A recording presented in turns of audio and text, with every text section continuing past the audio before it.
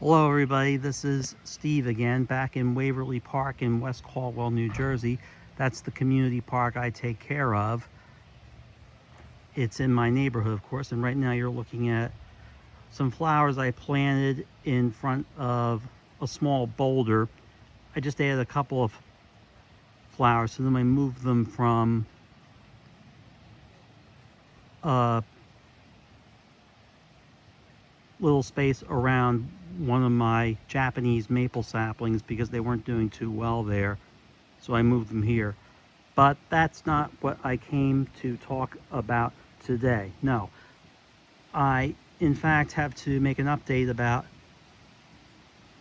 how the park is right now. And well, you'll see a large miniature flag, an American flag. I know large miniature flag is a contradiction in terms, but it's 12 by 18 inches as opposed to the standard 8 by 12. That's why I got it, because it's 12 by 18. You can see it flying, and you can see the marigolds growing around the big boulder. Not very well. I mean, in other years, the marigolds have grown big and bushy with multiple flowers, and here they don't seem to be taking up a lot of space. I just had to weed that area, but that's not what I wanted to show you. I'm going to show you right here. Now you can see the field over here, and the first thing you'll notice is a lack of seating. There were chairs here, 2 small white plastic chairs, and I was told by the Public Works Department of West Caldwell to remove the plastic chairs because of complaints. And I don't understand the reason for these complaints. Let me turn around for a moment, do a 180 here. This space here right behind the boulder and between the garbage can and the wooden bench over there, right about here there was a chair. It was a light blue Adirondack chair that I rescued from someone's garbage. I put it there just on the spur of the moment because I figured it would be nice to have another chair here so people could sit in the front of the park. Now you'll also notice that the children's picnic table is gone. Well, it's not gone from the park, it's just gone from this space right here. So let me show you what I had to do. I'm now walking towards the brook, and there you'll see the children's picnic table with the path leading right up to it. Now, as you'll recall, there were 2 black Adirondack chairs here, plastic like the light blue one I just mentioned. And I had to remove those black Adirondack chairs as well. Now, I don't understand why I had to remove all of the plastic chairs. The 2 white plastic chairs in the middle of the field were the sort of chairs you would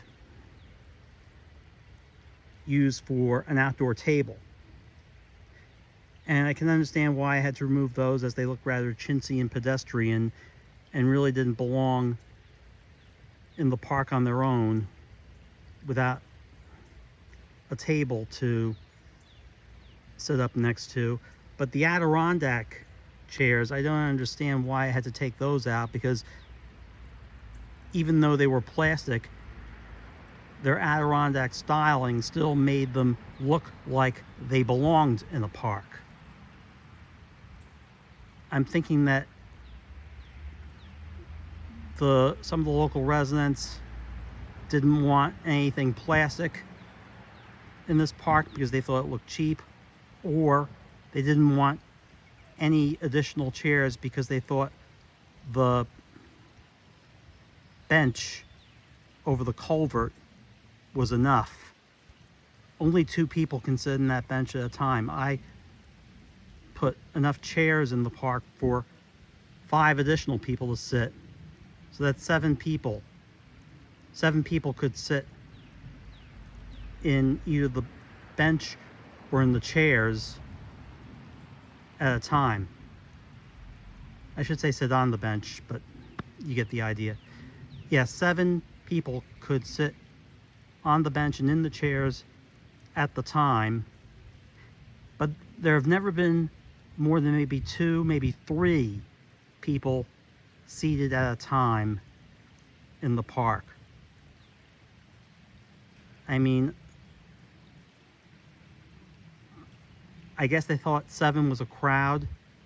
They didn't want 7 people sitting in the park together at the same time. But I've never seen 7 people sitting in the park at the same time. Again, I've only seen about 2 or 3. And the chairs were rarely used as it was. They were just there if anybody wanted to sit there. And I've sat in them myself. I've sat in one of the black Adirondack chairs right here where this picnic table is now. But it's probably for the best. I'm not going to get mad at anybody. I'm not going to complain because, well,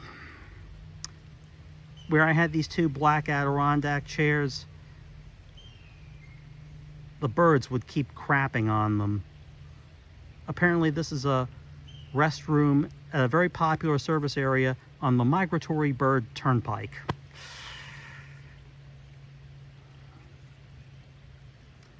Anyway, I kept cleaning off the bird droppings, but the birds kept dropping on them faster than I could clean the chairs. So what happened is that I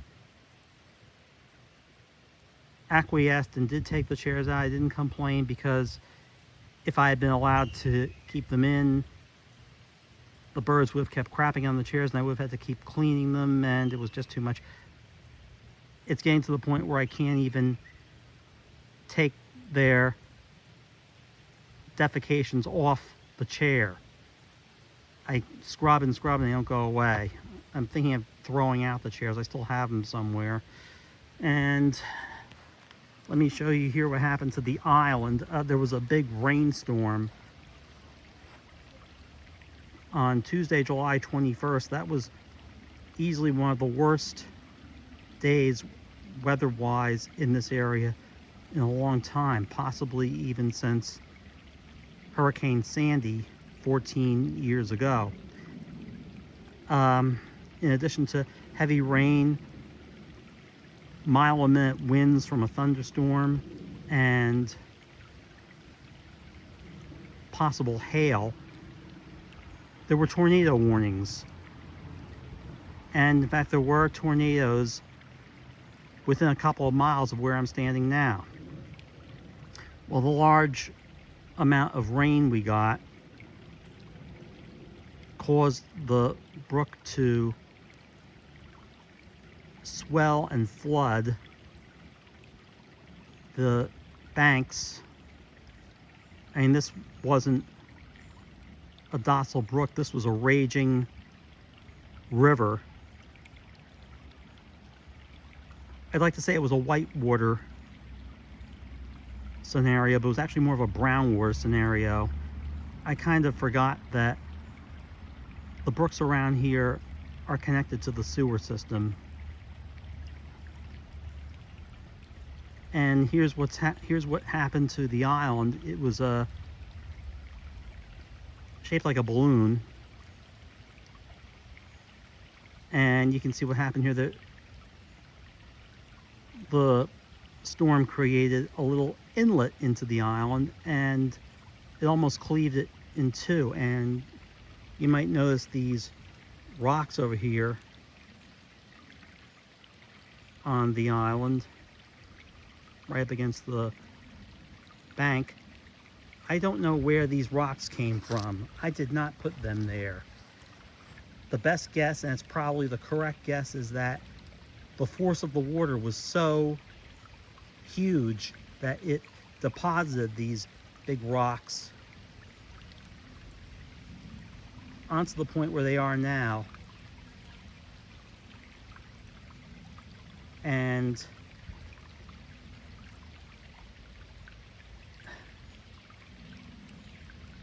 well, what more can I say? The water was obviously very forceful and very strong. You should never underestimate the power of water when it's rushing as fast as a tropical storm force wind.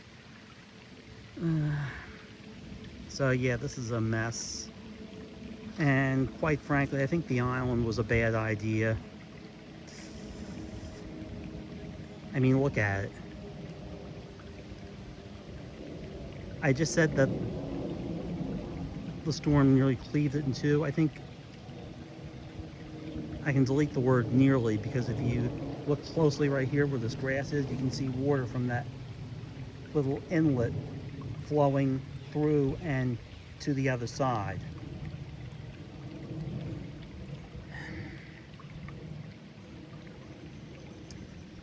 So that's the way things stand now. Although I've noticed that this little cedar sapling, which someone else planted, has recovered nicely. I'm glad to see that.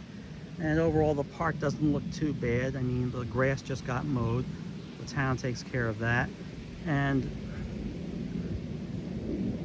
I have all those seedlings I planted on the other side of the brook.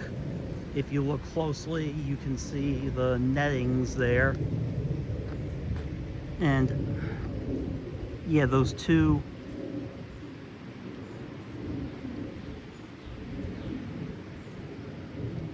big pieces of netting are where I planted some of the bigger seedlings. And of course, way in the distance, you can see the bird bath, which is a pain in the neck to keep clean, but worth the effort. So everything else is fine, I guess. I mean, here's the impatiens garden. It got pretty flooded from Tuesday's rain, but it's dried out nicely, and the impatiens are doing quite well. The impatiens are doing a whole lot better than the marigolds, let me tell you. I can't explain what's wrong with the marigolds. They're not growing in big bushes with multiple flowers like they've done in years past. And you'll notice the perennial flower. I don't know what kind of flower it is. I planted it there after I found it floating in the brook. Somebody must have thrown it out upstream. Anyway, I guess that's it for now. Everything is fine otherwise, but I just hope that 7 people don't come here at one time and want to sit down and relax, because there's room for only 2 at the bench. So I don't know, it's gotten to the point where I think I should petition the town to transfer responsibility for this half-acre green space from the Public Works Department to the Parks and Recreation Department, and transform it from a community park that the neighbors take care of themselves, and I'm pretty much the only neighbor taking care of it, to an official municipal park. And we have official municipal parks in West Caldwell. There's one just a few blocks away called Francisco Park, which happens to have a ball field and a playground.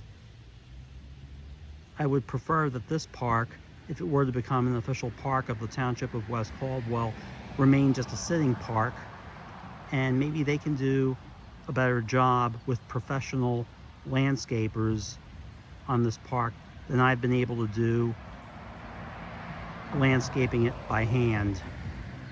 So that's the update. I guess I don't have anything more to say, and therefore I'll get back to you, keep in touch, let you know what happens if anything does happen, if there are any changes. But thanks for tuning in. Bye.